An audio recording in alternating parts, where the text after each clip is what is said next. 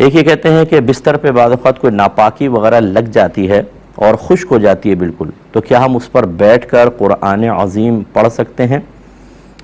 देखिए, अदब के ख़िलाफ़ है, अगरचे ना गुनाह है ना नाजायज़ है, और बल्कि ख़ास तौर पर अगर गद्दे पे जैसे बच्चे वगैरह पेशाब कर देते हैं, उस पर आपने एक चादर बिछा दी है और वो इतनी मोटी चादर है कि उससे नीचे का कुछ भी नज़र नहीं आ रहा, तो इतनी जब एक तह ऊपर आ जाती है तो उसके ऊपर तो बैठ के आप बिला कराहत नमाज़ पढ़ सकते हैं। अगर थोड़ी बहुत कराहत होगी, जिसको आप मकरूह तंज़ीही कहते हैं, आप सिर्फ कुरान पाक की तिलावत करना चाह रहे हैं, तो वो सूरत होगी कि चादर वगैरह कोई ना हो और नजासत खुश्क हो गई और उस पर बरह रास्त आप बैठ गए, तो ये मकरूह तंज़ीही है, ज़्यादा तहरीमी वगैरह नहीं है। हाँ, अगर आप नमाज़ पढ़ रहे हैं,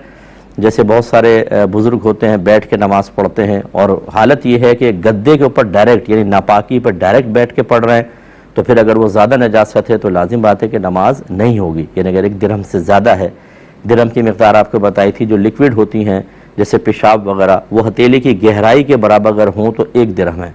जैसे आप इस पर पानी डालें, जब टपकने लगाए तो रुक जाएँ, ये 1 दिरहम कहलाता है। अगर गद्दे पे नजासत 1 दिरहम से ज़ायद है और उस पर बैठ के नमाज़ पढ़ी तो होगी नहीं। अगर 1 दिरहम के बराबर है तो नमाज हो जाएगी, लेकिन वाजिबुल इयादा है, दोबारा पढ़नी होगी, और 1 दिरहम से कम है तो नमाज हो जाएगी, लौटाना सुन्नत है, नहीं भी लौटाया तो कोई मसला नहीं है। लेकिन अगर ये हजरात भी उस गद्दे पे चादर बिछा देते हैं और फिर चादर पर बैठ के नमाज़ पढ़ते हैं तो नमाज हो जाएगी।